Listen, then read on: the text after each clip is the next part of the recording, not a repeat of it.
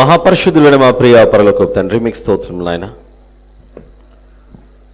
ఈ నూతన సంవత్సరం నందు మమ్మను మీరు ప్రవేశింపచేసి ఈ సంవత్సరపు మొదటి దినమున మా దేవుని వల్లనే మేము మా జీవితంలో మరొక సంవత్సరాన్ని చూడగలిగామని మేమందరము మీ ఎదుట ఈ విధంగా హాజరయ్యి మీ సన్నిధికి చేరి మీరు చేసిన మేలును మేము స్తుతిస్తూ కొనియాడుచుండగా జరుగుతున్న ఈ ఆరాధనను మీరు స్వీకరించి మీ దీవెనల చేత ఈ సంవత్సరంలోనికి మీరు మమ్మల్ని నడిపించమని ప్రార్థిస్తున్నాను తండ్రి. మా బ్రతుకులకు మా జీవితాలకు మీరు తప్ప మరొకరు లేరు కనుక, అనగా మీరు లేని జీవితం వ్యర్థము అన్న ఉద్దేశంతో మేము బ్రతుకుచున్నాం కనుక నా తండ్రి, మీ యొక్క తోడును కృపను మాతో ఉంచి నడిపించమని వేడుకొనొచ్చి మా కొరకు కేవలం ఈ రోజుకు మాత్రమే కాకుండా మా భవిష్యత్ అంతటి కొరకు ఏది అవసరమో అటువంటి విలువైన సందేశాన్ని మాకు బయలుపరచమని వేడుకొనొచ్చి మీ దాసునిగా నిలబడిన నాతో మీ ఆత్మ నుంచి నడిపించి సహాయం చేయమని ప్రాధేయపడచ్చు.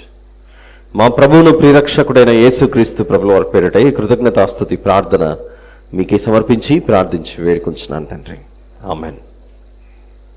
ప్రభునందు ప్రియమైన దేవుని వల్లారా, చేరి వచ్చిన మీ అందరికీ మన ప్రభువును ప్రియరక్షకుడైన యేసుక్రీస్తు ప్రభుల వారి పేరిట నా హృదయపూర్వక వందనములు తెలియజేస్తున్నాను. ఈరోజు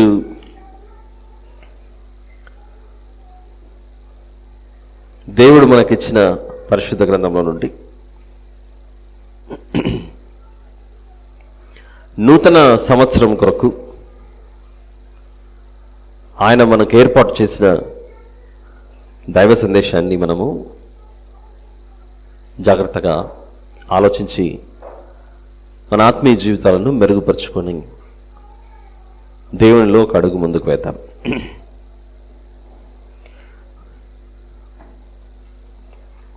ప్రసంగి గ్రంథం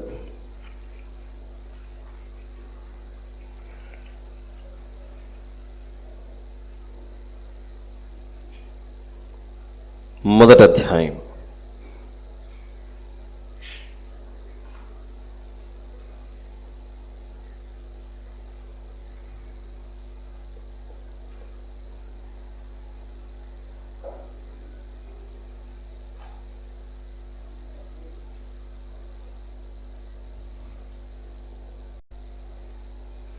ప్రసంగి గ్రంథం 1వ అధ్యాయం.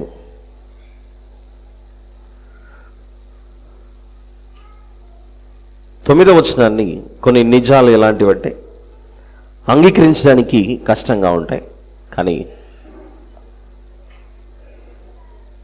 ఎదిగిన స్థితిలో ఆలోచిస్తే మాత్రం అనేక విషయాలు మనకు అర్థమవుతాయి.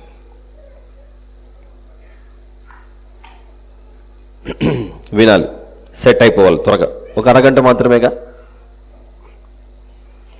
9వ వచనాన్ని ఎవరైనా చదవగలిగితే, మునుపు ఉండినదే ఇక ఉండబోనది, మునుపు జరిగినదే ఇక జరగబోనది, సూర్యుని క్రింద నూతనమైనదేదియు లేదు అని బైబిల్ సెలవిస్తున్నప్పుడు, ఇది నూతనమైనది అని చెప్పడానికి మనము దేని గురించి చెప్పగలం?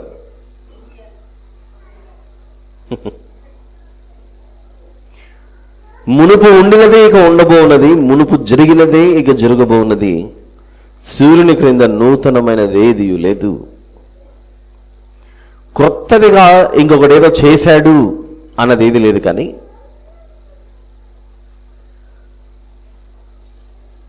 మునుపు జరిగినది ఇప్పుడు జరుగుతుంది. ప్రసంగి మనతో మాట్లాడుతున్నాడు. అయితే మరి నూతనమైనది ఏంటి? సూర్యుని క్రింద జరిగేది ఏది నూతనంగా కనపడట్లేదు అని ప్రసంగి అంటుంటే, మరి నూతనంగా ఏమి జరగబోతోంది? అని బైబిల్లో నుంచి మనము వెతికి దేవా నాకు తెలియచేయి తండ్రి అని అడిగితే ఆయన ఏమి మనకు నూతనంగా చేస్తున్నాడో ఇదే పరిశుద్ధ గ్రంథంలో యెషయా గ్రంథం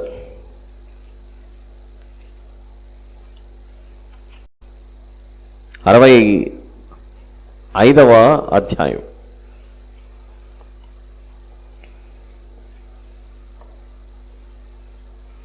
యెషయా గ్రంథము 65.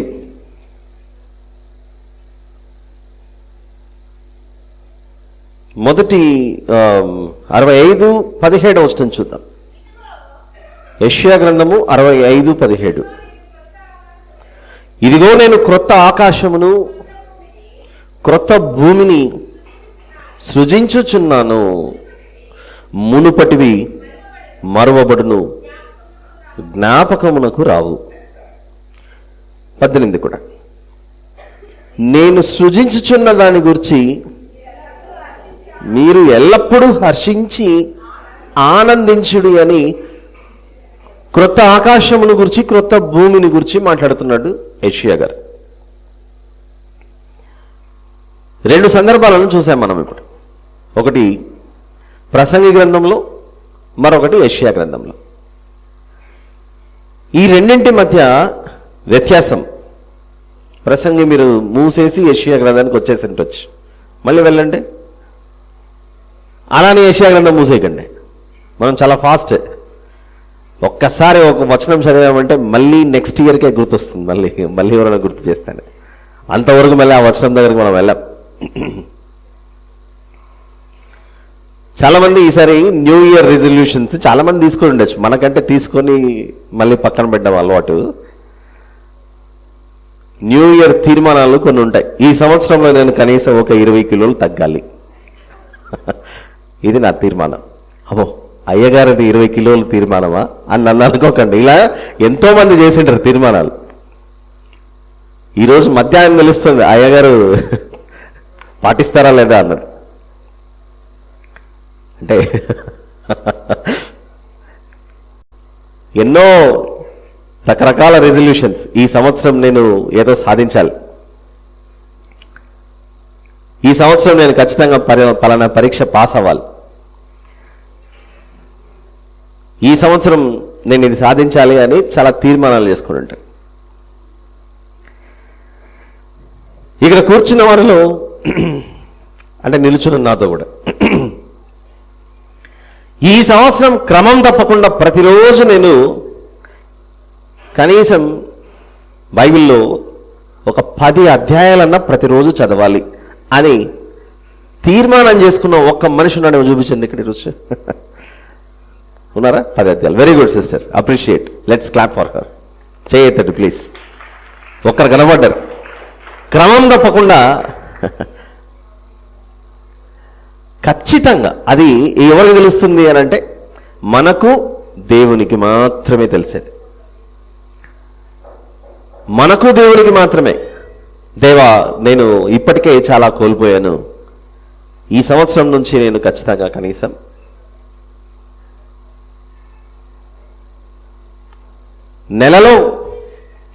నెలకి ఒక 2-3 పుస్తకాలు అయిపోయేయాలి, చదవాలి. ఆదికాండం, నిర్గమాకాండం, లేవియాకాండం, అలా చదువుకుంటూ పోతే ఈవెన్ నా వ్యక్తిగత అనుభవం చెప్తున్నాను. లేవియాకాండం ఎన్నోసార్లు చదివినా నాకు అర్థమయ్యేది కాదు. ఏంటబ్బా, ఎప్పుడు చూసినా దహన బలి అంటాడు, నైవేద్యం అంటాడు, పాప పరిహారార్థ బలి అంటాడు, సమాధాన బలి అంటాడు. ఇంతకు ఏంటివన్నీ? ఈ జంతువులు బలిచ్చుకుంటూ పోతుంటే దేవునికి ఏం ఆనందం? అలా చదువుకుంటూ పోతే ఎక్కడో ఒక హోషేయ గ్రంథంలో నేను బలిని కోరనే లేదు అన్నాడు. అక్కడ చూడండి అన్నమాట.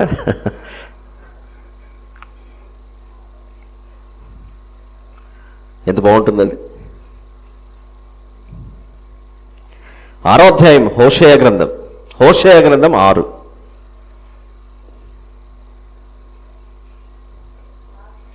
వచనం కూడా 6 వచనం. నేను బలిని కోరను, నేను బలిని కోరను. బ్రవ్వ నువ్వు బలిని కోరలేదు అని ఇక్కడ అంటున్నావు, మరి లేవ్యాకాండం అంతా అదే రాస్తున్నావు కదా. అది అర్థం చేసుకోవడానికి నాకు కనీసం 5 నుంచి 6 సంవత్సరాలు పట్టింది. ఎందుకు అక్కడ బలులు ఏర్పాటు చేశాడన్న విషయం. అయితే ఈరోజు నూతన సంవత్సరం 2022 జనవరి 1 ఉదయకాలపు ఆరాధనలో మనం కూడుకొని ఉన్నాం. అంటే రికార్డ్ అవుతుంది, వినే వాళ్ళకి అర్థం అవ్వాలని ఈ పాయింట్ చెప్పాను. ఈ సందర్భానికి సంబంధించి, ఈ నూతన సంవత్సరానికి సంబంధించి ప్రసంగి గారేమో సూర్యుని కింద జరిగేది నూతనమైనది ఏది లేదు అని అంటున్నాడు. కానీ యెషయా గారు మాత్రము ఇదిగో నేను కొత్తగా చేస్తున్నాను సమస్తాన్ని అని దేవుడు అంటున్నాడని యెషయా గారు అంటున్నారు. మరి ఈ రెండింటి మధ్య తేడా ఏంటి? ఈ రెండింటి మధ్య వ్యత్యాసం ఏంటి? ఒకటేమో ప్రసంగిలో మునుపు ఉండినది ఇక ఉండబోన్నది. ప్రభువా, ఎట్టి పరిస్థితుల్లో కూడా పోయిన 2 సంవత్సరాల్లో మమ్మల్ని అందరినీ కరోనా విలయ తాండవం చేపించి భరతనాట్యం కూచిపూడి వేయించింది. మునుపు ఉండబోనది ఇప్పుడు కూడా ఉండబోనది అనే మాట మాత్రం దానికి అప్లై చేయకండి తండ్రి అని అడగడం మంచిది. మనకు ఎంతమంది అడుగుతాం చెప్పండి? మనం అందరం అడగాల్సిందే. అసలు నాకు మొన్న సెంట్రల్ క్రిస్మస్ జరిగిన రోజు నుంచి నేను ఎవరితో మాట్లాడలేదు. కానీ ఈ విషయము పెద్దలు, సంఘ పెద్దలు ప్లాన్ చేయగలిగితే బుధవారం బైబిల్ స్టడీ, శుక్రవారం స్త్రీల మైత్రి, ఆదివారం ఆరాధన కార్యక్రమాలు ఇలాంటివి జరుగుతున్నాయి. నెలలో ఒక్కసారి కానీ, కనీసం 2 నెలలకు ఒక్కసారి కానీ, ఉదయం 10 నుంచి మధ్యాహ్నం 3 గంటల వరకు ఏదో ఒక రోజు, 3 నెలల వ్యవధిలో కావచ్చు, 2 నెలల వ్యవధిలో కావచ్చు, ఒక్కరోజు మనం ఎలాగైతే ఇప్పుడు కూడుకొని ఉన్నామో, కొందరికి ఉపవాస ప్రార్థన అంటే చాలా కష్టము, ఉపమావాస ప్రార్థన చేద్దాం. ఏంటి? కొంచెమే, ఒక కప్పు ఉప్మా అంటే తినకపోతే తట్టుకోలేరు కనుక ఉదయం 10 నుంచి మధ్యాహ్నం 3 గంటల వరకు అందరికీ సెలవు. 3 నెలలకో 2 నెలలకో మనకు ఖచ్చితంగా అందరికీ హాజరయ్యే ఒక అవకాశం అయితే దొరుకుతుంది.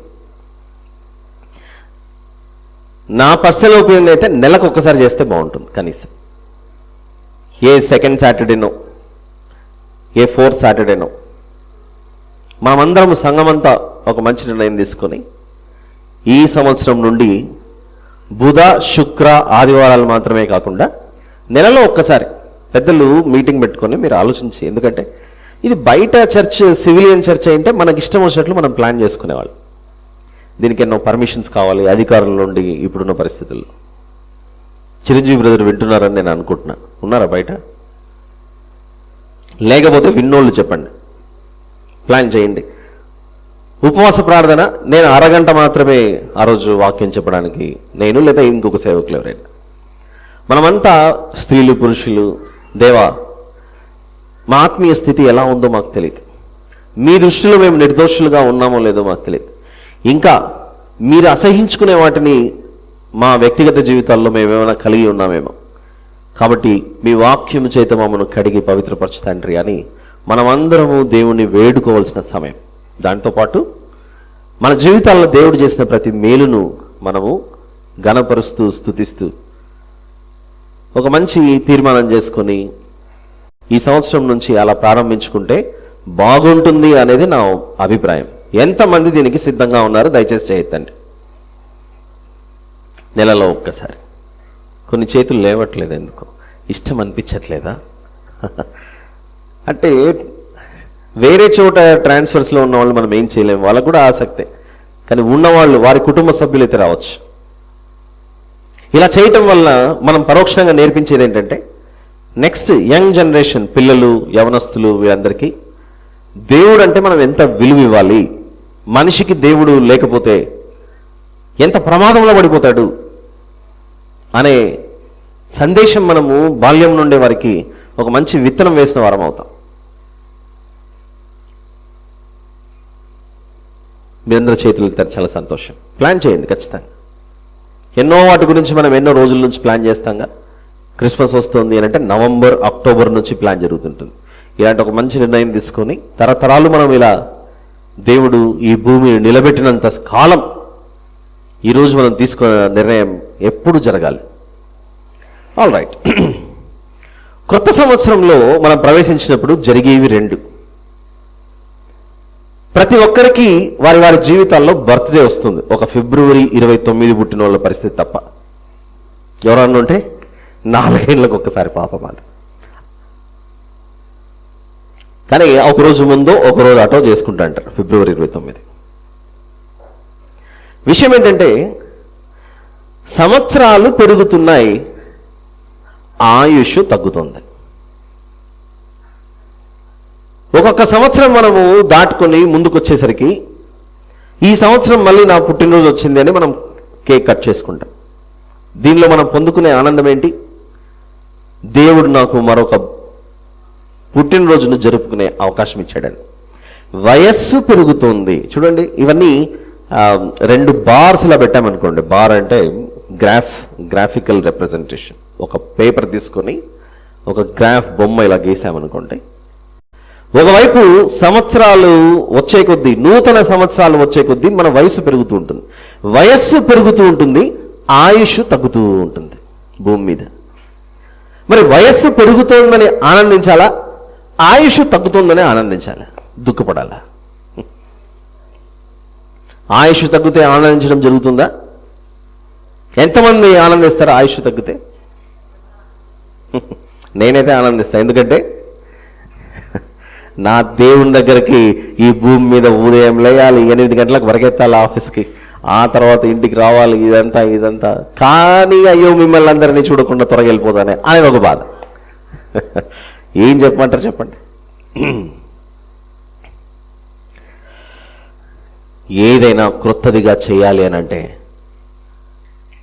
ఏదైనా క్రొత్తదిగా చేయాలంటే మనిషి చేయలేడు, కానీ దేవుడు మాత్రమే చేయగలడు. మరి ఎన్నెన్నో క్రొత్తవి మనిషి అనుకుంటున్నాడు కదా భూమి మీద. ఎన్నెన్నో అన్వేషణలు జరిగి క్రొత్తవి మనిషి కనుగొనగలుగుతున్నాడు. చూస్తున్నటువంటి టెక్నాలజీ ఇన్వెన్షన్స్ కావచ్చు, సాఫ్ట్వేర్స్ డెవలప్మెంట్ కావచ్చు, ఎన్నో పరికరాలు కావచ్చు, వాహనాలు కావచ్చు, అని మనిషి కొత్తదిగా కనుక్కుంటున్నాడు కదా అని అంటే there is something called invention, creation, discovery. ఈ మూడింటికి మనిషికి తేడా తెలియాలి. డిస్కవరీ అని అంటే ఇంతవరకు మనిషికి ఎప్పుడు తెలియలేదు. అది అనుకోకుండా తారాసపడి అప్పుడే కనుక్కున్నాడు, అది డిస్కవరీ. అందుకే టీవీలో డిస్కవరీ ఛానల్ అని ఉంటుంది. డిస్కవరీ ఛానల్ అంటే వీళ్ళు ఎక్కడో భూమిలో లోతులకు, అడవులకు, సముద్రాలకు ఎక్కడెక్కడ పోయి ఎప్పుడు చూడనివన్నీ అక్కడ నుంచి వెలికి తీసి చూపిస్తుంటారు. That is discovery. దేవుడు చేసినది ఆదాము గారు మొదలుకొని నేటి వరకు ఏ మనిషి అయితే చూడలేదో అవన్నీ క్రొత్తదిగా కనపడటానికి ఉన్న వాటిని వెలికి తీసి చూపించేది డిస్కవరీ. నెక్స్ట్ ఇప్పుడు ఇన్వెన్షన్. ఇన్వెన్షన్ అంటే దేవుడు చేసిన వాటిలో నుండి ఏదో ఒక దానిని మనిషి తయారు చేయటం, తీసుకురావటం ప్రజల ముందుకు, అది ఇన్వెన్షన్. ఈ రెండు కాక దీన్ని మించినదే క్రియేషన్. మనిషి కూడా క్రియేట్ చేస్తుంటాడు, సృష్టి కట్టుకథలన్నీ, మాయా మాటలన్నీ చెప్పి. కానీ దేవుడు అలా కాదు. దేవుడు చేసినది ఇదిగో ఆదికాండం మొదటి అధ్యాయంలో మట్టి దేహము నివసించడానికి దేవుడు మనిషి కొరకు ఒకనాడు నూతనముగా వీటన్నిటిని చేశాడు. ఆదికాండం మొదటి అధ్యాయం అంటే మనకు చాలా బాగా తెలుసు. మొదటి రోజు దేవుడు పలానా వాటిని చేశాడు, రెండవ రోజు పలానా వాటిని చేశాడు, వెలుగును చేశాడు, చీకటిని చేశాడు, భూమి ఆకాశం చేశాడు. ఇలాంటివన్నీ మనకు మొదటి వచనం నుండి 5వ వచనం వరకు కనబడతాయి. 6 నుంచి 8 వరకు జలముల మధ్యన ఒక విశాలం కలిగి ఆ జలములను ఈ జలములను వేరుపరచను గాకని పలికెను.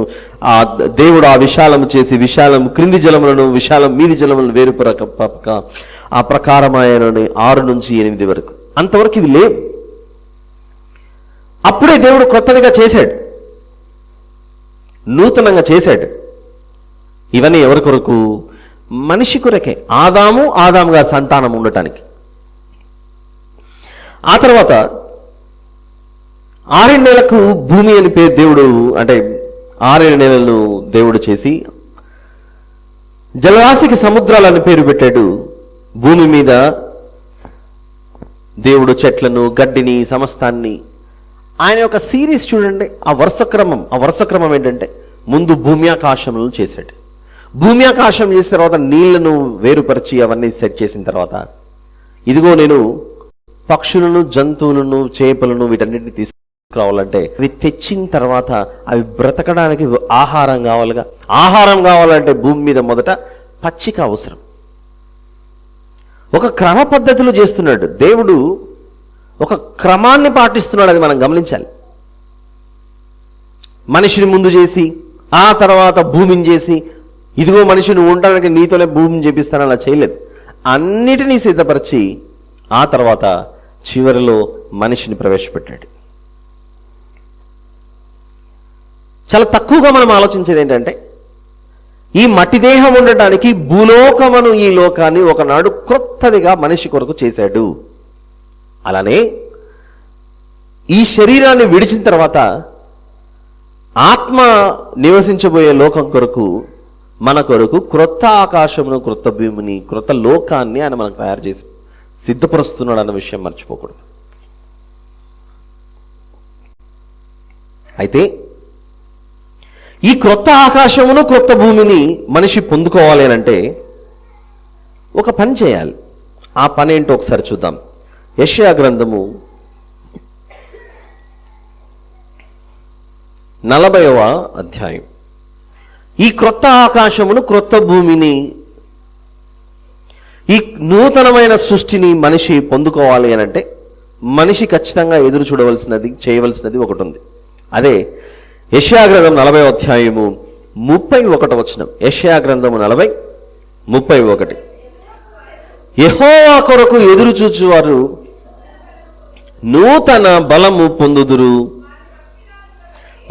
వారు పక్షిరాజుల వలె రెక్కలు చాపి పైకి ఎగురుదురు, అలయక పరుగెత్తుదురు, సొమసిల్లక నడిచిపోవుదురు. యెహోవా కొరకు ఎదురు చూచువారు నూతన బలం పొందుతారట. దేవుని కొరకు ఎదురు చూడకుండా నిర్లక్ష్యం చేసేవారు ఉన్న బలం కూడా పోగొట్టుకుంటారట. ఇలాంటివి ఎప్పుడైనా మనిషి యొక్క జీవితంలో చోటు చేసుకున్నాయా? యెహోవా కొరకు ఎదురు చూసి నూతనమైన బలం పొందుకున్న వారు ఎవరైనా ఉన్నారా అని వెతికితే ఒక చక్కటి సందర్భం మనకు కనబడుతుంది. మనకు రాజుల గ్రంథాల్లో కనబడుతుంది అది. అలానే దినవృత్తాంతముల గ్రంథాల్లో కూడా కనబడుతుంది. అయితే రాజులు 2వ గ్రంథంలో ఒక సందర్భాన్ని చూద్దాం. యెహోవా కొరకు ఎదురు చూచువారు నూతన బలము పొందుకుందురు. అది యెషయా గ్రంథంలో మనం చదువుకున్నాం.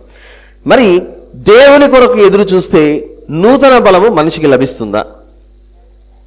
దేవుని కొరకు ఎదురు చూడకుండా నిర్లక్ష్యం చేస్తే ఉన్న బలం కూడా ఉడిగిపోయిన సందర్భాలు ఏవైనా ఉన్నాయా అని చూస్తే రాజులు 2వ గ్రంథం 18వ అధ్యాయం. రాజులు 2వ గ్రంథం 18.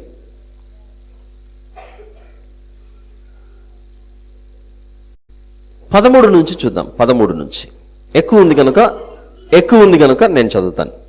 రాజైన హిజ్కియా ఏలుబడిలో 14వ సంవత్సరమందు అషూరు రాజైన సన్హెరీబు యూదా దేశమందున్న ప్రాకారములు గల పట్టణములన్నిటి మీదికి వచ్చి వాటిని పట్టుకునగా. ఏ దేశం మీదికి వచ్చాడు? యూదా దేశం మీదికి వచ్చి వేటిని పట్టుకున్నాడట ఈ అషూరు రాజైన సన్హెరీబు. ప్రాకారములు గల పట్టణములన్నిటి మీదికి వచ్చి వాటిని పట్టుకున్నాడట. యూదా దేశం, జాగ్రత్తగా వినాలి. మెసేజ్ చాలా కోర్ ఏరియాలోకి మనం వచ్చేసాం ఇప్పుడు. యెహోవా కొరకు ఎదురు చూచువారు నూతన బలము పొందుకుందురు. ఇది ఎలా సాధ్యం? జరిగిన ఈ సందర్భాన్ని చూద్దాం. 13వ వచనం. రాజైన హిజ్కియా ఏలుబడిలో 14వ సంవత్సరం మందు అషూరు రాజైన సన్హెరీబు యూదా దేశమందున్న ప్రాకారములు గల పట్టణములు అన్నిటి మీదికి వచ్చి వాటిని పట్టుకున్నాడు. యూదారాజైన హిజ్కియా లాకీషు పట్టణమందున్న అష్షూరు రాజు వద్దకు దూతలను పంపి, నా వలన తప్పు వచ్చినది, నా యొద్ద నుండి తిరిగి నీవు వెళ్ళిపోయిన ఎడల నా మీద నీవు మోపిన దాన్ని నేను భరించుదని వర్తమానము చేయక అష్షూరు రాజు యూదారాజైన హిజ్కియాకు 600 మణుగుల వెండియు 60 మణుగుల బంగారమును జుల్మానాగా నియమించెను. కావున హిజ్కియా యెహోవా మందిరమందును రాజనగరునందున్న పదార్థములలో కనబడిన వెండి అంతయు అతనికిచ్చెను. మరియు ఆ కాలమందు హిజ్కియా దేవాలయపు తలుపులకున్న బంగారమును తాను కట్టించిన స్తంభములకున్న బంగారమును తీయించి అష్షూరు రాజునకు ఇచ్చాను. అంతటా అష్షూరు రాజు తర్తానును రబ్సారీసును రబ్షాకేను లాకీషు పట్టణం నుండి యెరూషలేమునందున్న రాజైన హిజ్కియా మీదికి బహు గొప్ప సమూహముతో పంపాను. అంత ఇచ్చినా కూడా తృప్తి చెందలేదు ఇతను. నువ్వు ఎందుకు నా మీద యుద్ధానికి వచ్చావు? ఒకవేళ నా ఉద్దేశంలో నేను ఏదైనా తప్పు చేస్తుంటే, నువ్వు నియమించిన నేను గతంలో కట్టలేదు, ఇప్పుడు మొత్తం కట్టేస్తాను. నా వద్ద నుంచి వెళ్ళిపోవాలి అని అంటే నీ దేశంలో ఉన్న వెండి, నీ దేశంలో ఉన్న బంగారు మొత్తం నాకు ఇచ్చేసి తిరిగి వెళ్ళిపోతాను అన్నాడు. అలా వెళ్ళిపోకుండా తీసుకున్నవన్నీ తీసేసుకున్నాడు. మళ్ళీ మనుషుల్ని పంపాడు. బహు గొప్ప సమూహంతో పంపెను. వారు యెరూషలేము మీదికి వచ్చి చాకిరేవు మార్గమందున్న మెరక కొలను కాలువ యొద్ద ప్రవేశించి నిలిచి రాజును పిలువనంపగా, ఎక్కడ మీ రాజు? ఆస్క్ హిమ్ టు కమ్ అంటున్నారు ఈ శత్రు సైన్యం. హిల్కియా కుమారుడును గృహ నిర్వాహకుడైన ఎల్యాకీమును శాస్త్రియగు షెబ్నాను రాజ్యపు దస్తావేజుల మీదనున్న ఆసాపు కుమారుడైన యెవాహును వారి యొద్దకు పోయిరి. అప్పుడు రబ్షాకే వారితో ఇట్లనెను, ఈ మాట హిజ్కియాతో తెలియజెప్పుడు, మీ రాజు హిజ్కియా కదా యూదా దేశానికి రాజుగా. మా రాజైన సన్హెరీబు ఏం చెబుతున్నాడంటే వినండి అని చెప్పి మహారాజైన అష్షూరు రాజు సెలవిచ్చినదేమనగా, సన్హెరీబు ఎవరు? ఒక మనిషి. ఈ మనిషిని ఏ స్థానంలో నిలబెట్టి మాట్లాడుతున్నారు వీరు? ఆ రాజు తరపున వచ్చిన సైన్యం. మహారాజైన అష్షూరు రాజు సెలవిచ్చినదేమనగా, మరి దేవుడు మహారాజు కాదా? ఆయన రాజులకు రాజు, ప్రభువులకు ప్రభు. అంతేకాక ఆయన మహారాజులకే మహారాజు. అలాంటి దేవుని బిడ్డల వద్దకు వచ్చి మహారాజైన అష్షూరు రాజు సెలవిచ్చినదేమనగా అని దేవుని ఎదుట కుప్పిగంతులు ఇస్తున్నారు వీళ్ళు. ఏమంటున్నాడు చూద్దాం. మీరు అష్షూరు రాజు తరపున వచ్చిన వారు, నీవు ఇలాగ చెప్పవలను, నీవు నమ్ముకును ఈ ఆశ్రయాస్పదము ఏ పాటి ప్రయోజనకారి? యుద్ధ విషయంలో నీ యోచనయు నీ బలమును వట్టి మాటలే. ఎవరిని నమ్ముకొని నా మీద తిరుగుబాటు చేయుచున్నావు? నలిగిన రెల్లు వంటి ఐగుప్తును నీవు నమ్ముకొనుచున్నావు కదా. ఒకడు దాని మీద ఆనుకున్న ఎడలాది వాని చేతికి గుచ్చుకుని దూసిపోవును. ఐగుప్తు రాసైన ఫరో అతను నమ్ముకున్న వారికి అందరికీ అట్టివాడే అని చెప్పి, దాని తర్వాత 22వ వచనంలో, మా దేవుడైన యెహోవాను మేము నమ్ముకొనుచున్నామని మీరు నాతో చెప్పెదరేమో. సరే, డైలాగ్ చూడండి ఎంత భయంకరంగా పడిందో. శత్రువుల వద్ద నుండి మహారాజైన సన్హెరీబు సెలవిచ్చినదేమనగా అని ప్రారంభించి, ఓ యూదా జనాంగమా, మేము మా దేవుడైన యెహోవాను నమ్ముకున్నామని మీరు నాతో చెబుతారేమో. యెరూషలేమందున్న ఈ బలిపీఠమున వద్ద మాత్రమే మీరు నమస్కారము చేయవలెను యూదా వారికి యెరూషలేము వారికి ఆజ్ఞ ఇచ్చి, హిజ్కియా ఎవరి ఉన్నత స్థలములను బలిపీఠములను పడగొట్టెనో ఆయనే కదా యెహోవా. కావున చిత్తగించి అష్షూరు రాజుల ఏలిన వారితో పందెము వేయము. 2000 గుర్రముల మీద రౌతులను ఎక్కించుటకు నీకు శక్తి ఉన్న ఎడల నేను వాటిని నీకు ఇచ్చేదను. అట్లయితే నా యజమానుని సేవకులలో అత్యల్పుడైన అధిపతి యొక్క ఒకరిని నీవేలా ఎదురింతు? యుద్ధానికి సిద్ధపడుతున్నారు వీళ్ళు, యూదా దేశంతో యుద్ధం చేయడానికి. అష్షూరీయులు యెహోవా సెలవు అందకే ఈ దేశంను పాడు చేయడం నేను వచ్చిదినా? లేదు, ఆ దేశం మీదికి పోయి దాన్ని పాడు చేయమని యెహోవా నాకు ఆజ్ఞ ఇచ్చాను నన్ను. హిల్కియా కుమారుడైన ఎల్యాకీము, షెబ్నా, యోవాహు అని వారు చిత్తగించుము. అయ్యా, నీ దాసులమైన మాకు సిరియా భాష తెలియను గనుక మా దానితో మాట్లాడము. ప్రాకారం మీదనున్న ప్రజల వినికిడిలో యూదుల భాషతో మాట్లాడుకోమని రబ్షాకేతో అనగా, రబ్షాకే ఈ మాటలు చెప్పుటకై నా యజమానుడు నీ యజమానుని యొద్దకును నీ యొద్దకును నన్ను పంపిన. తమ మలమును తిరిగినట్లును తమ ప్రాకారం మీద కూర్చున్న వారి నన్ను పంపాను కదా. గొప్ప శబ్దముతో యూదా భాషతో ఇట్లా అన్నాడు, మహారాజైన అష్షూరు రాజు సెలవిచ్చిన మాటలు వినుడి. మనిషిని హెచ్చిస్తూ దేవుడు ఏర్పరచుకున్న దేశాన్ని తిరస్కరిస్తూ నా చేతిలో నుండి మిమ్మల్ని విడిపింప శక్తి వానికి చాలదు. హిజ్కియా చేత మోసపోకుడి. ఆ మాటలు చూడండి ఎలా ఉన్నాయో.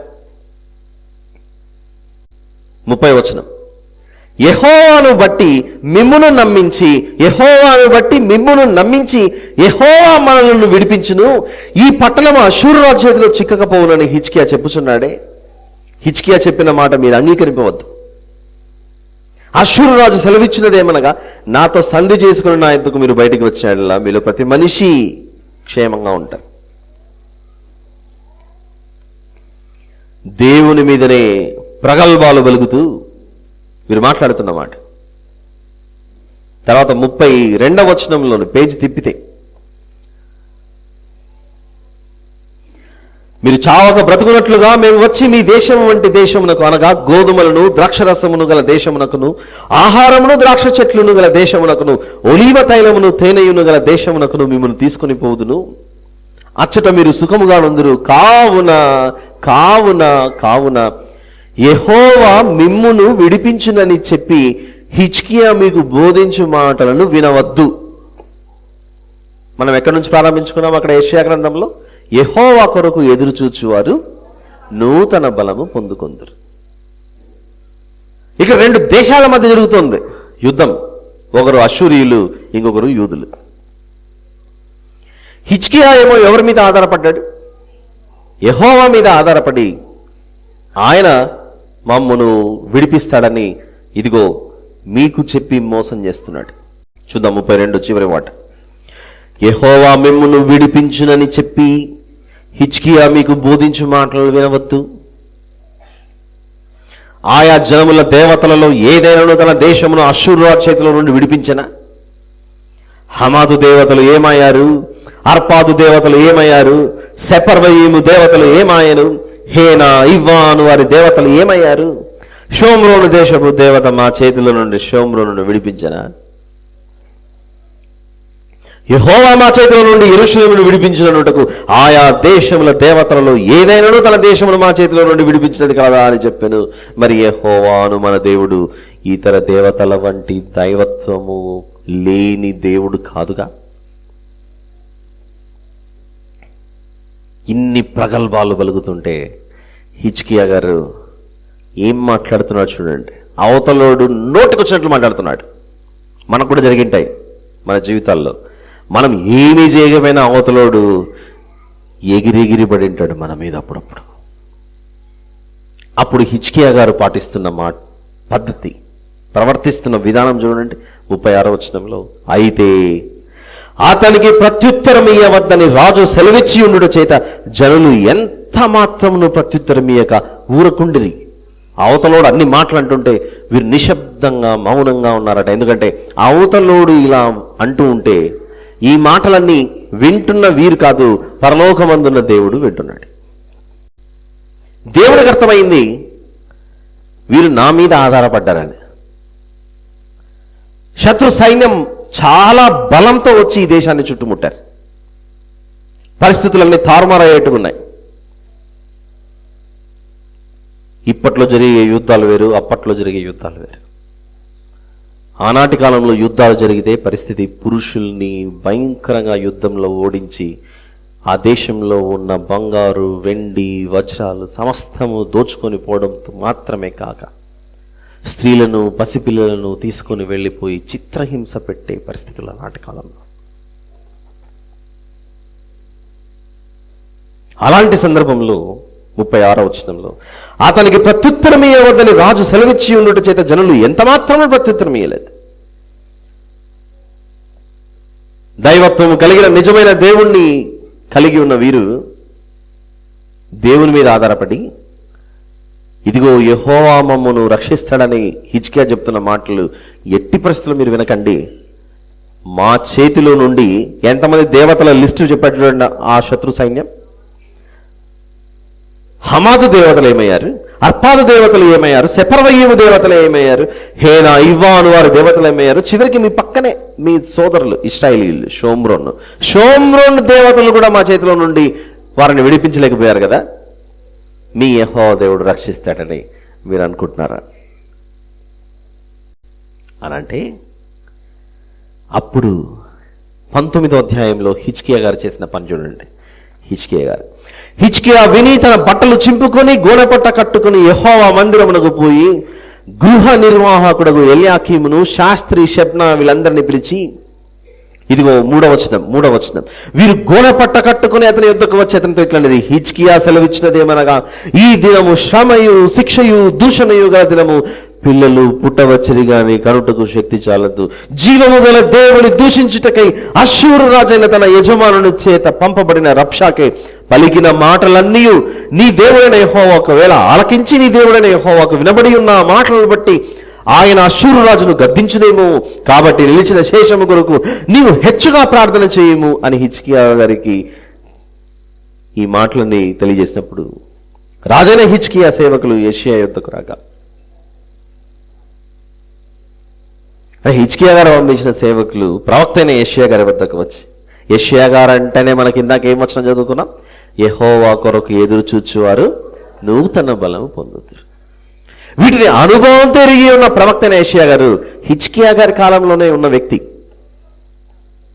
అప్పుడు దైవజనుడు ప్రవక్త అయిన యెషయా గారు ఒక మాట అంటున్నాడు, వెళ్ళండి మీ యజమానునికి ఈ మాట తెలియజేయండి, యెహోవా సెలవిచ్చినదేమనగా, ఇదిగో నూతన బలం పరలోకం నుండి ప్రారంభమై ఏమంటాడంటే, అశ్షూరు రాజు పనివారు నన్ను దూషింపగా నీవు వినిన మాటలకు భయపడవద్దు, అతనిలో ఒక ఆత్మను నేను పుట్టింతును, అతను వదంతి విని తన దేశమునకు వెళ్ళిపోవును, తన దేశమందు కత్తి చేత అతని కూల చేయుదును. ఏం భయపడకండి, మీరు ఎలాగైతే మౌనంగా నిశ్శబ్దంగా ఉన్నారో, హిజ్కియా నీవు నీ జనాంగం సంతోషంగా ఇంట్లో కూర్చోండి, మిగిలిన పని నేను చేసి పెడతాను అంటున్నాడు దేవుడు. అక్కడ మీరు నన్ను ఆధారంగా చేసుకుని నా రెక్కల నీడ కిందకి వచ్చి ఆశ్రయం పొందారుగా, నన్ను మీరు మీ ఆశ్రయదుర్గంగా చేసుకున్నారుగా,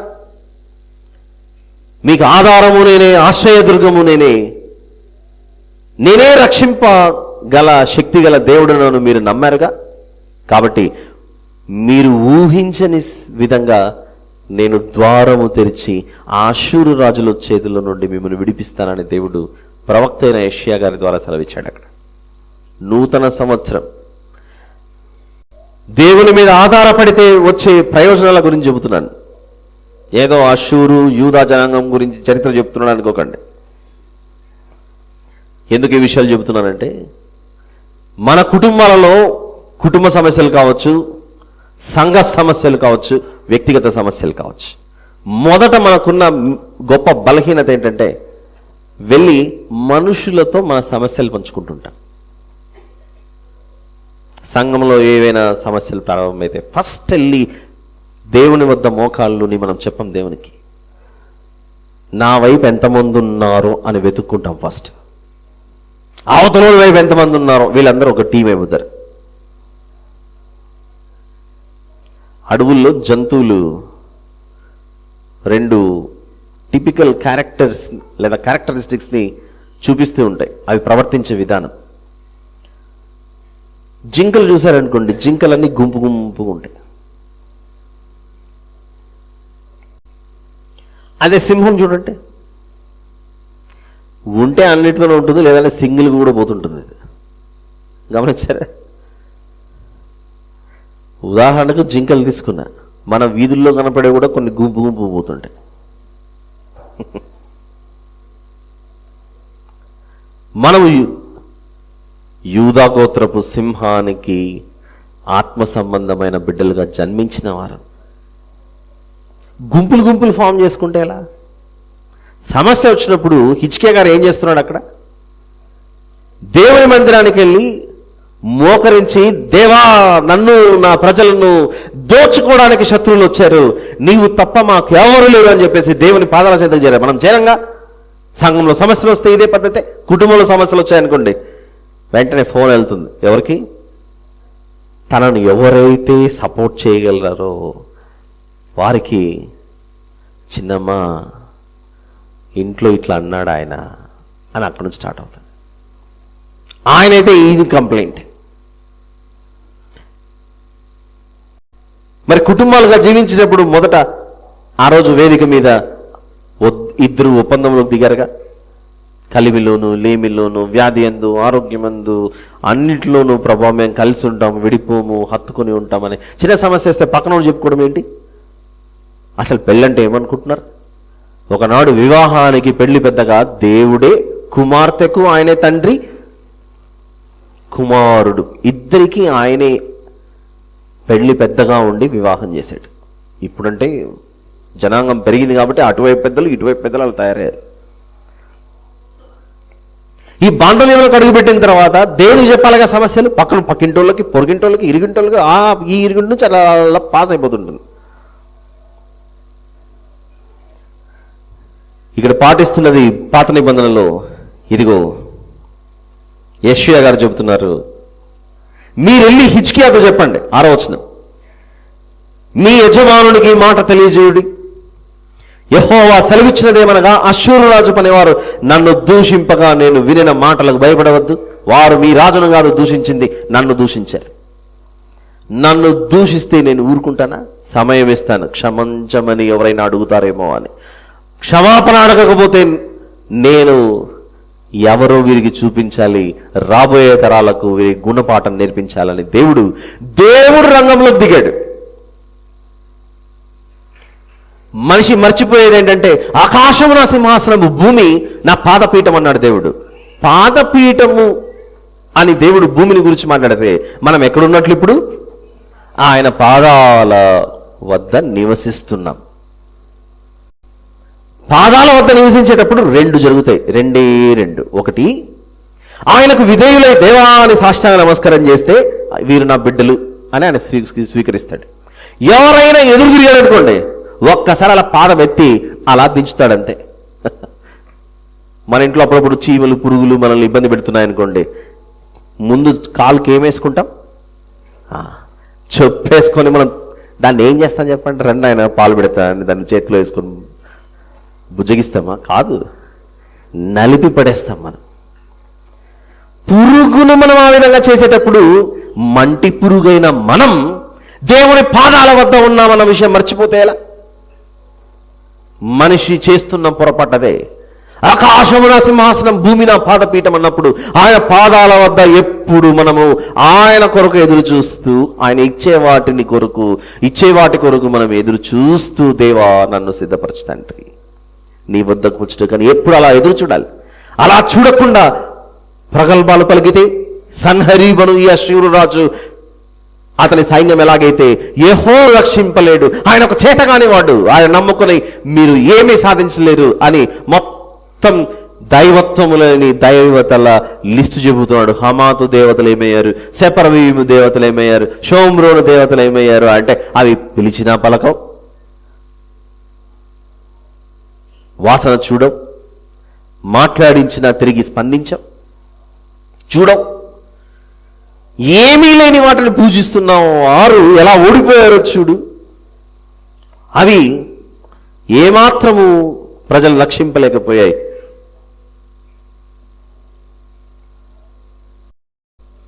అవి ఎలాగైతే ఆ ప్రజలు రక్షింపలేకపోయాయో మీ దేవుడు కూడా అలా చేతగానోడు అనేసరి అనడం ఆలస్యం.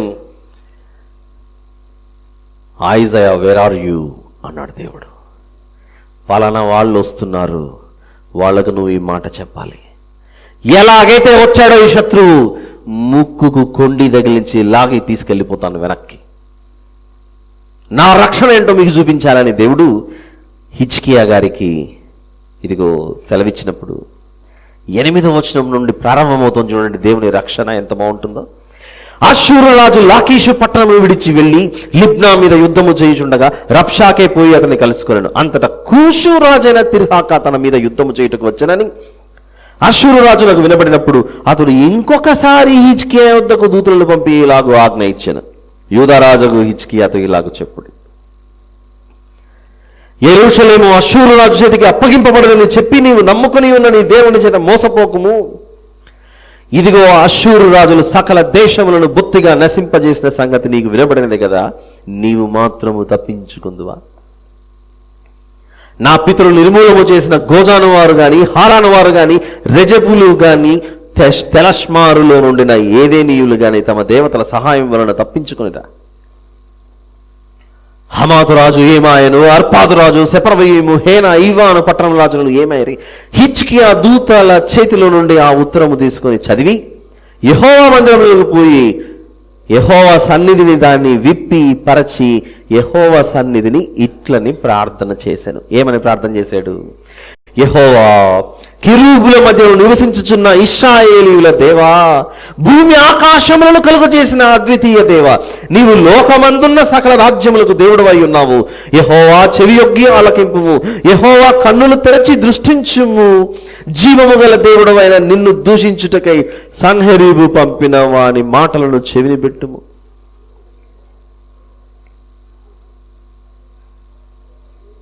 అలా ప్రార్థన చేయగా 19వ వచనం, యెహోవా మా దేవా, లోకమందున్న సమస్త జనులు నీవే నిజముగా అద్వితీయ దేవుడవైన యెహోవా వాళ్ళని తెలుసుకున్నట్లుగా అతని చేతిలో నుండి మమ్మల్ని రక్షించుము అని దేవుని ప్రార్థించాడు హిజ్కియా గారు.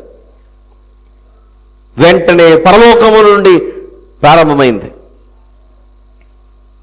ఒకవేళ తొందరపడుతూ త్వరగా ముగించాలి అలాంటి తొందర ఏమన్నా ఉంటే నాకు కొంచెం సిగ్నల్ ఇవ్వండి, నేను వెంటనే ముగిస్తాను.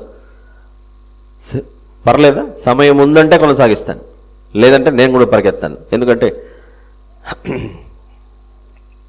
All right. 20వ వచనం, అంతటా ఆమోజు కుమారుడైన యెషయా హిజ్కియా యొద్దకు వర్తమానం పంపి, ఇశ్రాయేలీయుల దేవుడకు యెహోవా సెలవిచ్చినదేమనగా, అష్షూరు రాజైన సన్హెరీబు విషయమందు ఓహో హిజ్కియా, నీవు నా ఎదుట చేసిన ప్రార్థన నేను అంగీకరించి ఉన్నాను. అతని గురించి యెహోవా సెలవిచ్చు మాట ఏదనగా, సియోను కుమారి అయిన కన్యక నిన్ను దూషణ చేయుచున్నది, నిన్ను అపహాస్యము చేయుచున్నది. యెరూషలేము కుమారి నిన్ను చూచి తలవూచుచున్నది. నీవు ఎవరిని తిరస్కరించితివి, ఎవరిని దూషించితివి, నీవు గర్వించి ఎవరిని భయపెట్టితివి? ఇశ్రాయేలు పరిశుద్ధ దేవుణ్ణే కదా నువ్వు ప్రగల్భాలు పలికిండేది. నీ దూతల చేత యెహోవాను తిరస్కరించి పలికించిన మాటలు ఇవే కదా. నా మీద నువ్వు రంకెలు వేస్తూ ఉన్నావు అని నాకు తెలుసు. 28వ వచనం, నా మీద నీవు 1000 రంకెలను, నీవు చేసిన కలహమును నా చెవుల్లో చొచ్చాను. మొన్ననే చెప్పుకున్నాం అనుకుంటా, ఏనుగు కొండ ఎగ్జాంపుల్. ఎవరన్నా మిస్ అయి ఉంటే వారి కొరకు. ఏనుగెళ్ళి కొండను గుద్దిన, కొండెళ్ళి ఏనుగు మీద పడ్డ సమస్య ఎవరికి? ఏనుకే. ఈ సన్హెరీబు అష్షూరు రాజు అతని సైన్యం ఎవరిని ఢీకొంటున్నారు? ఇక్కడ దేవుని ఢీకొంటున్నారు. అక్కడ నా మీద నీవు 1000 రంకెలను, 28వ వచనం, నీవు చేసిన కలహమును నా చెవులలో చొచ్చెను గనుక నా గాలమును నీ ముక్కునకు తగిలించెదను, నా కళ్ళెము నీ నోటిలో పెట్టి నిన్ను మళ్లించెదను, నీవు వచ్చిన మార్గము నిన్ను మళ్లించెదను. చివరికి సన్హెరీబు ఎలాంటి చావు చస్తాడో చూద్దాం ఒకసారి. 33-36 వచనాలు. ఆ రాత్రియే యెహోవా దూత బయలుదేరి అష్షూరు వారి దండుపేటలో చొచ్చి 185,000 మందిని హతము చేశాను. 35వ వచనం మీరు జాగ్రత్తగా గమనించాలి. హిజ్కియా గారు ప్రార్థన చేసినప్పుడు ఆయుష్ పెరిగింది అన్నది మాత్రమే మనకు తెలుసు. తెలియదు ఇంకొకటి ఏంటంటే, నేను యుద్ధం చేయను తండ్రి, నేను ప్రార్థన మాత్రమే చేస్తాను, మిగిలింది నువ్వు చూసుకో అన్నాడు అక్కడ దేవుడు హిజ్కియా గారు. హిజ్కియా అన్న పేరు వింటేనే మనకేమొస్తుంది చెప్పండి? దేవా, నాకు ఆరోగ్యం బాగలేదు, బాగు చేసి ఆయుష్ను పెంచు తండ్రి అన్నప్పుడు ఆయుష్ పెంచుకో, అంతవరకే తెలుసు. కానీ హిజ్కియా గారు చేసిన పనిలో ఒకటి, శత్రు సైన్యం మొత్తం దేశం మీదకి వచ్చినప్పుడు నేనైతే యుద్ధం చేయను. మేము వినలేదా మా పూర్వీకులు చెప్పినప్పుడు? ఎర్ర సముద్రాన్ని దేవుడు 2 పాయలుగా చేసి రక్షించిన అవన్నీ చరిత్రలు మేము విన్నాం. నేను మందిరానికి వెళ్ళి ఆయన సన్నిధిలో మోకరించి నా సమస్యలన్నీ దేవుని చెప్పుకుంటాను. నా సమస్యలని దేవుడు చెప్పుకునేసరికి దేవుడు హిజ్కియా అతని జనాంగం తరపున ఆయన యుద్ధంలోనికి దిగాడు. దిగి చాలా మందిని పంపలేదు. ఎంతమందిని పంపాడు చూడండి. అష్షూరీలతో యుద్ధం చేయడానికి దేవుడు పరలోకం నుండి దేవుడు ఎంతమందిని పంపాడు చూడండి అక్కడ. 35వ వచనం, ఆ రాత్రియే యెహోవా దూతలు అనుందా, యెహోవా దూత అనుందా? అక్కడ యెహోవా దూత, వన్ ఏంజల్. యెహోవా దూత బయలుదేరి అష్షూరు వారి దండుపేటలో వచ్చి 185,000 మందిని హతం చేశాను. ఒక దూత ఒక రాత్రికి 180,000 పీపుల్. ఉదయమున జనులు లేచి చూడగా వారందరూ మృత కళేవరములై ఉండ్రి. ప్రార్థనలో ఉన్న శక్తి అర్థమవుతుందా? అయ్యో నా ప్రజలు అయిపోయారే అని ప్రగల్భాలు పలికిన ఈ సన్హెరీబను రాజు నిన్న మొన్నటి వరకు ఏం మాట్లాడాడు? షోమ్రోను దేవతలు రక్షించాయా, సెపర్వయము దేవతలు రక్షించాయా, ఏ ప్రాంతపు దేవతలు రక్షించాయా, ఆయా జనాంగాలను మీ యెహోవా దేవుడు కూడా మిమ్మల్ని రక్షించలేడు. కానీ హిజ్కియా గారు ఎవరి వద్ద ఎదురు చూశాడు రక్షణ కొరకు? యెహోవా కొరకు ఎదురు చూచువారు నూతన బలము పొందుకుంటారు. అష్షూరు రాజైన సన్హెరీబు తిరిగిపోయి నీనేవా పట్టణంలోకి వచ్చి నివసించిన తర్వాత అతడు తన దేవత మందిరమందు మొక్కుతున్నాడట. మోకాళ్ళలోనే దేవత దేవత దేవత నీవే నా దేవం అని పూజిస్తుంటే వెనకల నుంచి వేటు పడింది. ఈ రాజును ఎవరు చంపారో చూడండి. అతని సొంత కుమారులే, అతని గర్భాన జన్మించిన కుమారులే. అతని కుమారులైన అద్రమ్మెలకును షరెజరును ఖడ్గముతో అతన్ని చంపి పారిపోయారట. అలా సొంత కుమారుల చేతిలో దేవుని మీద ప్రగల్భాలు పలికిన వ్యక్తి హతమార్చబడ్డాడు. యూదులు అనగా హిజ్కియా అను ఆ రాజు, ఆయన జనాంగం రక్షింపబడ్డారు. ఇప్పుడు అండి యెషయా గ్రంథం మనం ఏదైతే చూసామో 40వ అధ్యాయము 31వ వచనం, యెహోవా కొరకు ఎదురు చూచువారు నూతన బలము పొందుదురు. దేవుడితో చెప్పుకుంటే దేవుడే పరిష్కారాన్ని మనకు వెతికి చూపిస్తున్నాడుగా. మరి మనము ఈ సంవత్సరం నుండి ఇక మీదట మన వ్యక్తిగత, కుటుంబ, సంఘ, సమాజ సమస్యలు వచ్చినప్పుడు అది వ్యక్తిగతంగా కావచ్చు, కుటుంబ పరంగా కావచ్చు, సంఘంలో కావచ్చు, సమాజం అందరము దేవా మాకు ఈ సమస్య వచ్చింది, మేము ఎలా పరిష్కరించుకోవాలి అని మొదట ప్రార్థనతో, ఆ తర్వాత బైబిల్ చదువుకుని ఏం చేయాలో తెలియచేయండి తండ్రి, ఏం చేయాలో తెలియచేయండి తండ్రి.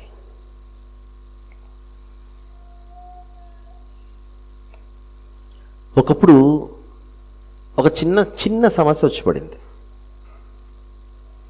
అపోస్తల కార్యంలో 6వ అధ్యాయం, అపోస్తల కార్యంలో 6వ అధ్యాయం.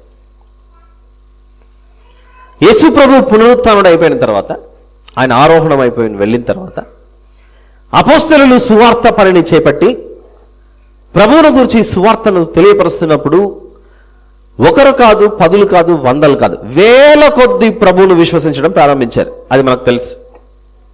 వేల కొలది ప్రభువును వెంబడించేవారు సిద్ధమయ్యేసరికి అపోస్తలులందరికీ ఒక సమస్య వచ్చి పడింది. ఏంటి ఆ సమస్య? చిన్ని సమస్య, అది చాలా చిన్న సమస్య. 6వ అధ్యాయం అపోస్తల కార్యంలో 6. ఆ దినములలో శిష్యుల సంఖ్య విస్తరించుచున్నప్పుడు అనుదిన పరిచర్యలో తమలోని విధవరాండ్రను చిన్న చూపు చూచిరని హెబ్రీయుల మీద గ్రీకు భాష మాట్లాడు యూదులు సనగసాగిరి. అప్పుడు 12 అపోస్తలులు తమ యొద్దకు శిష్యుల సమూహమును పిలిచి, మేము దేవుని వాక్యం బోధించడమని ఆహారం పంచిపెట్టడం యుక్తం కాదు, బల్లల యొద్ద పరిచర్య చేయుట అని భోజనాల దగ్గర కొట్లాడుకుంటున్నారట. అపోస్తల కార్యంలో 6వ అధ్యాయంలో. అర్థమవుతుందా మీకు మ్యాటర్? అది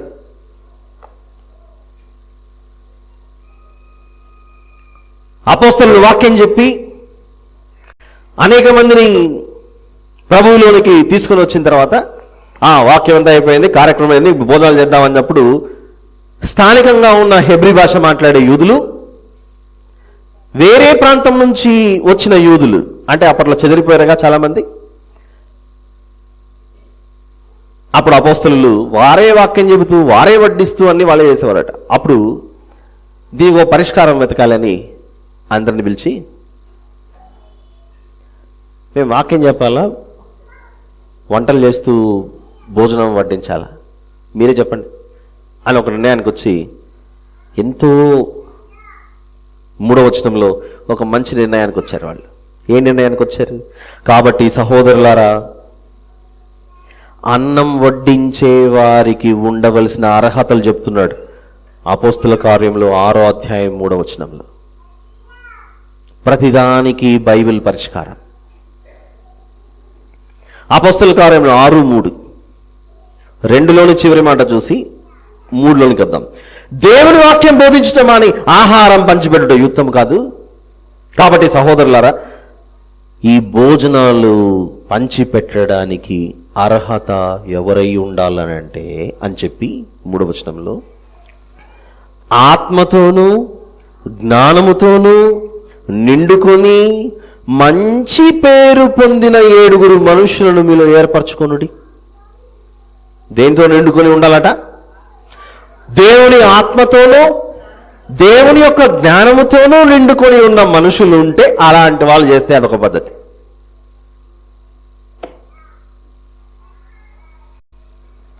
మీరు ఆ పనిలో ఉండండి, వచ్చిన వారికి పరిచర్య చేసే పనిలో. ఆత్మతోనూ జ్ఞానముతోనూ నిండుకొని మంచి పేరు పొందిన 7 మనుషులను మీలో ఏర్పరచుకునుడి. మేము వారిని ఈ పనికి నియమింతుము. అయితే మేము ప్రార్థన యందును వాక్య పరిచర్య యందును ఎడతెగక యుందుమని చెప్పిరి. ఈ మాట జన సమూహం అంతటికీ ఇష్టమైనందున వారు విశ్వాసముతోనూ పరిశుద్ధాత్మతోనూ నిండుకొనిన వాడైనా, విశ్వాసముతోనూ పరిశుద్ధాత్మతోనూ నిండుకొనిన వాడైనా అంటే దేవుని ఆత్మ కలిగిన వారు జ్ఞానముతోనూ పరిశుద్ధతతోనూ దేవుని యందు విశ్వాసముతోనూ ఉండి ఎల్లప్పుడూ ప్రేమ, శాంతి, సమాధానములతో పనిని సాగిస్తారట.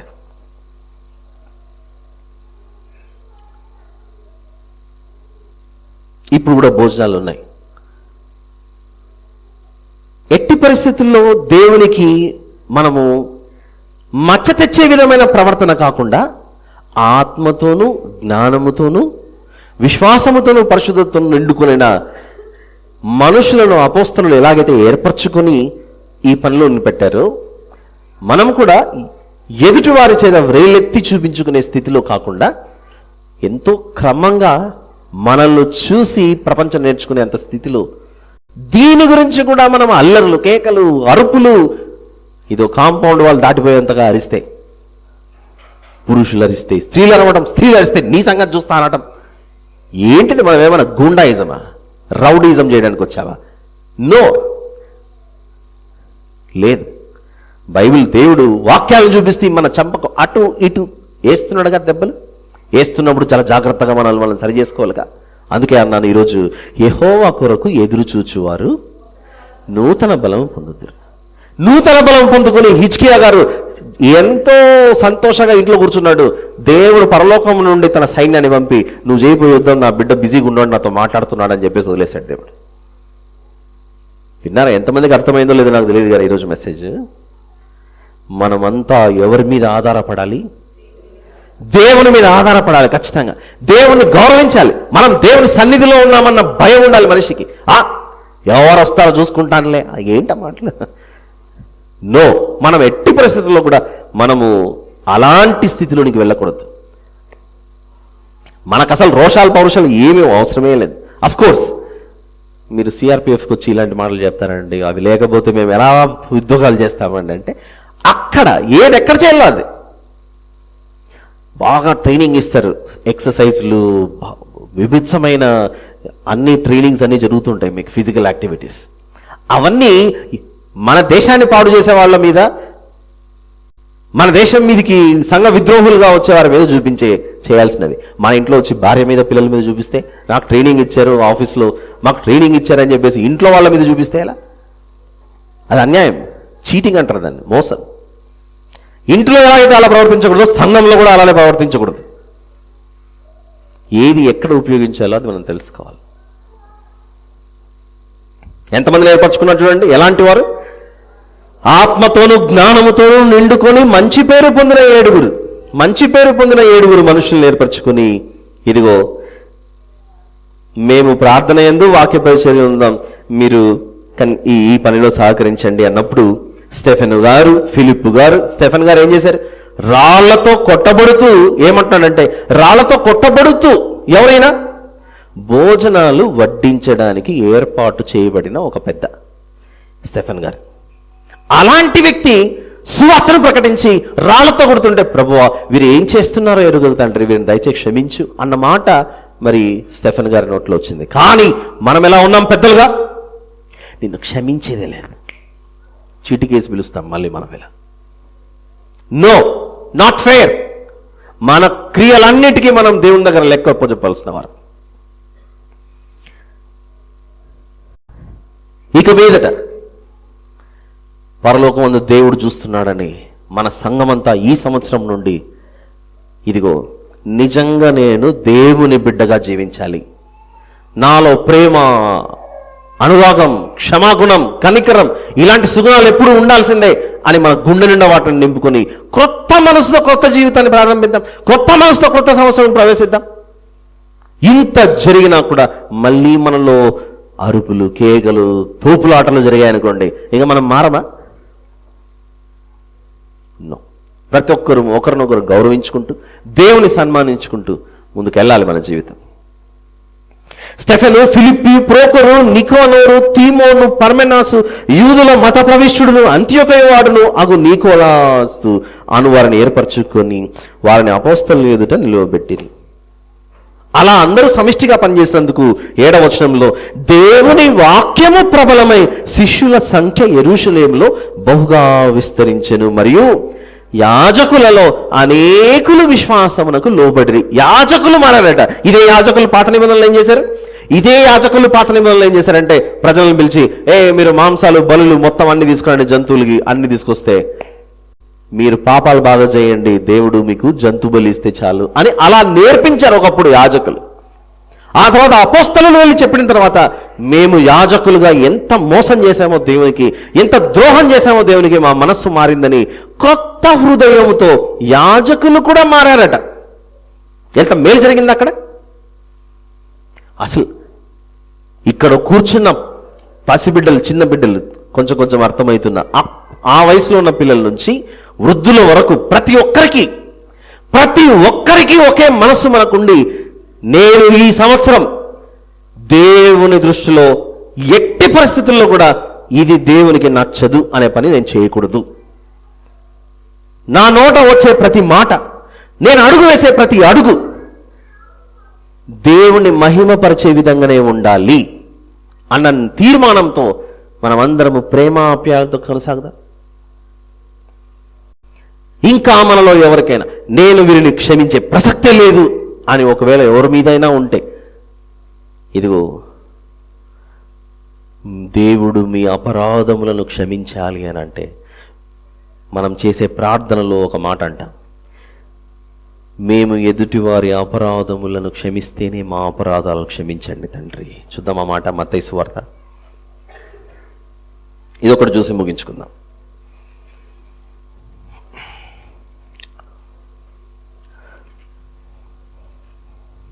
మత్తయి సువార్త 6వ అధ్యాయం 14వ వచనం. మత్తయి సువార్త 6:14. మనుషుల అపరాధములను మీరు క్షమించిన ఎడల మీ పరలోకపు తండ్రియు మీ అపరాధములను క్షమించును. మీరు మనుషుల అపరాధములను క్షమింపకపోయిన ఎడల మీ తండ్రియు మీ అపరాధములను క్షమింపడు. మీ తండ్రియు మీ అపరాధములను క్షమింపడు. ఎలా ఉంది మన భక్తి జీవితం? మనం సంఘానికి, మందిరానికి వచ్చింది ఇది అరుపులు, కేగలు, గొడవలు, కొట్లాటలు చేసుకోవడానికి కాదు, దేవుని మహిమపరచడానికి. సంఘంలో ఉన్నంత వరకు, గేట్లో ఉన్నంత వరకైనా ఆయన చూస్తున్నాడు మళ్ళీ అరుస్తాడని నన్ను చూసి భయపడకండి, దేవుడున్నాడని భయపడాలి మనమంతా. క్రొత్త మనసుతో క్రొత్త సంవత్సరాన్ని ప్రారంభించుకుందాం. క్రొత్త హృదయంతో, క్రొత్త వ్యక్తిత్వంతో. కేవలం ఈరోజు మాత్రమే కాక, ఇదిగో ఇక మీదట ఈ సంవత్సరం మాత్రమే కాదు, నిరంతరం మనము మంచి ప్రవర్తన కలిగిన వారమై. చూసారా, 1-2-3 సంఘటనలు జరిగితే మనందరము దీని గురించి మాట్లాడుకోవాల్సిన పరిస్థితి వస్తుంది. ఎట్టి పరిస్థితుల్లో అలాంటి స్థితిలోనికి మనం వెళ్ళిపోకుండా, అసలు అలాంటి సంఘటనలే జరగకూడదు. స్త్రీలను గౌరవిద్దాం, స్త్రీలను, పురుషులు ఇప్పుడు కూడా ఏర్పాట్లు చేస్తున్నారు. మొన్న జరిగిన అల్లరికి మళ్ళీ ద్వారం తెరవకండి. నాకు నచ్చలేదు, దేవునికి నచ్చలేదు. ఇలానే కొనసాగిద్దాం. దీనికి గల కారణం, మన హృదయంలో దేవుడు నాకు క్రొత్త హృదయం కలిగించాడు అన్న ఉద్దేశంతో ప్రారంభించండి. All right. మట్టి దేహం కొరకు ఆదాము గారికి తన పిల్లలకు భూలోకాన్ని క్రొత్తదిగా చేసిచ్చాడు. ఈ శరీరం 70, 80, 90 సంవత్సరాలు అయిపోయిన తర్వాత మనం పరలోకమును ఆ క్రొత్త దేశాన్ని పొందుకోవాలి. దాని మీద దృష్టి ఉంచుదాం. మనం భూ సంబంధమైన వాటి మీద దృష్టి వద్దు మనకు. ఇప్పుడు తింటే మళ్ళీ 4 గంటలు ఖచ్చితంగా మళ్ళీ ఆకలి, ఏమైనా పానీపూరో శాండ్విచో అంటుంది మన బాడీ. దాని కొరకు ఇన్ని అరుపులు ఎందుకు మళ్ళీ మనకు?